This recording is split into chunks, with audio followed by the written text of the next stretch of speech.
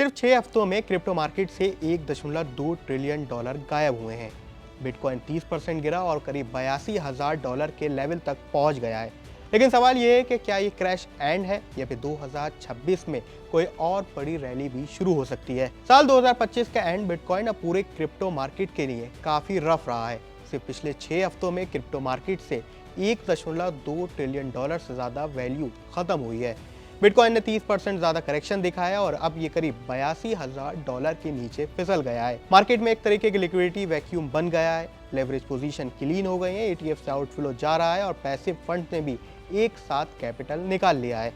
लेकिन अब ये सीन पूरा तरीके से अलग है। पैनिक धीरे धीरे फायदे का सौदा बन चुका है और मार्केट ज्यादा टाइट और फोकस लेवल पर जा रही है। ऐसे में प्राइसेस रिकवर हो रहे हैं और हालांकि ये प्रोसेस स्लो है, लेकिन इस बावजूद रिकवरी के पीछे का इंजन ज्यादा स्ट्रॉन्ग दिख रहा है।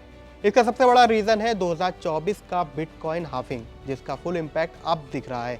माइनर्स को अब धीरे धीरे रिवॉर्ड मिल रहे हैं, जिसके चलते कई माइनर्स स्केल डाउन या फिर कंसोलिडेशन कर रहे हैं। साथ ही बिटकॉइन एक्सचेंज रिजर्व 2018 के बाद सबसे लोएस्ट लेवल पर जा पहुंचे हैं। मतलब कॉइन जितने पहले ज्यादा फ्रीली मूव हो रहे थे, अब नहीं हो रहे हैं। अब काफी सारा बिटकॉइन इफेक्टिवली सर्कुलेशन से बाहर है। Long term wallets, spot ETF और कॉर्पोरेट ट्रेजर्स में लॉक हो चुके हैं। ऑन चेन डेटा क्लियरली दिखाता है कि एक्टिव सप्लाई काफी है, लेकिन अभी फुल प्रॉन सप्लाई शॉक नहीं है, लेकिन काफी करीब जरूर है। साल 2025 के लास्ट क्वार्टर में ETF इनफ्लोस पॉज हुए थे, लेकिन कोलैप्स नहीं हुए और यही सबसे बड़ा डिफरेंशिएशन है पिछले साइकिल से। पिछले एक साल में $50 बिलियन से ज्यादा कैपिटल स्पॉट ETF में निवेश किया गया है और इसका मेजर हिस्सा अभी तक मार्केट में बना हुआ है। इससे एक बात क्लियर है कि इंस्टीट्यूशन अब बिटकॉइन को सिर्फ ट्रेड नहीं बल्कि एक एसेट की तरह ट्रीट कर रहा है और इसी हिसाब से निवेश भी कर रहे हैं।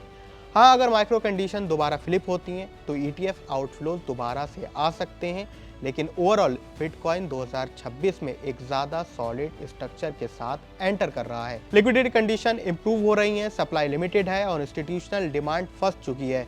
अगर ये फैक्टर सस्टेन करते हैं तो बिटकॉइन के लिए स्ट्रेंथ का सबसे बड़ा बेस तैयार होगा। लेकिन पिक्चर का दूसरा साइड भी है, इसे इग्नोर नहीं किया जा सकता अगर आप बिटकॉइन में निवेश करते हैं। दरअसल रीसेंट ब्रेकडाउन और पॉसिबल 5 वेव रैली कंपटीशन ये सिग्नल देता है कि एक लॉन्ग टर्म करेक्शन फेज भी आ सकता है। ओवरऑल आउटलुक मार्केट में एक सा नहीं रहेगा, लेकिन ज्यादातर सीरियस फोरकास्ट जो है वो 1,20,000 से लेकर $1,70,000 के रेंज में रह सकते हैं। ये projection ETF flows, concentrated supply और बेटर लिक्विडिटी कंडीशंस पर बेस्ड है। साल 2026 बिटकॉइन के लिए सिर्फ एक हाइप ईयर नहीं होगा, बल्कि स्ट्रक्चर ड्रिवन फेज का साल भी बताया जा रहा है। ऐसे में इन सब फैक्टर्स और कंडीशंस के बावजूद भी क्या आप बिटकॉइन में निवेश बढ़ाएंगे, इसे जारी रख सकते हैं, और क्या आप भी 50 से 60% की रैली की उम्मीद लगाए बैठे हैं, तो हमें कमेंट सेक्शन में जरूर लिखें।